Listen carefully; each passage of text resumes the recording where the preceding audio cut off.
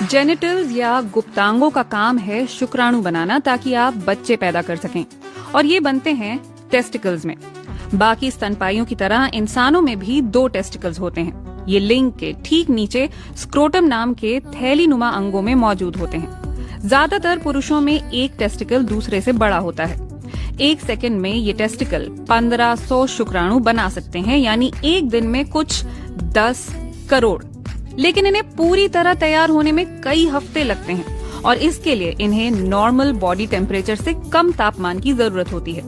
इसीलिए ये शरीर के अंदर छिपे नहीं होते, बल्कि बाहर होते हैं ताकि स्पर्म्स ठंडे रह सकें और इजैक्यूलेशन के लिए तैयार हो सकें।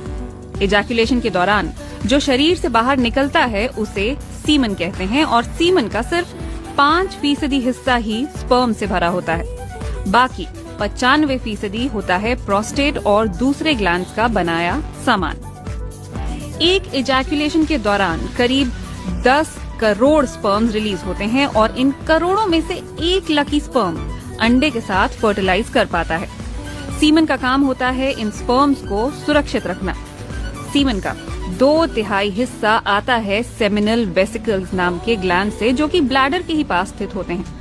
इनका काम ही है ऐसा फ्लूइड बनाना जो शुक्राणुओं को आराम से शरीर से बाहर ले जा सके। इनके बिना शुक्राणु कभी अंडाणु तक पहुंच ही नहीं पाएंगे। साथ में हार्मोन्स भी होते हैं जो सुनिश्चित करते हैं कि महिला का शरीर कहीं शुक्राणुओं को बैक्टीरिया या वायरस समझकर उन पर हमला न कर दे। फिर कुछ 25% सीमन आता है प्रोस्टेट से। ये इस बात का ध्यान रखता है कि शुक्राणुओं का डीएनए सेफ रहे। सीमन का बस 2 से 5% हिस्सा ही स्पर्म्स का होता है, और दिलचस्प बात यह है कि इनकी कोशिकाओं में सिर्फ आधा ही जेनेटिक मटेरियल होता है। फर्ज कीजिए कि स्पर्म भी पूरा जेनेटिक मटेरियल ले आए और एग भी, तो बच्चों में तो डबल मटेरियल हो जाएगा ना। लेकिन क्योंकि दोनों में आधा आधा होता है तो जुड़कर एक हो जाता है।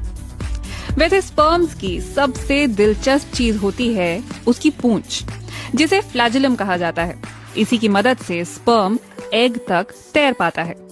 सीमन का आखिरी छोटा सा हिस्सा है वो क्लियर फ्लूइड जो बल्बो यूरिथ्रल ग्लैंड्स बनाते हैं।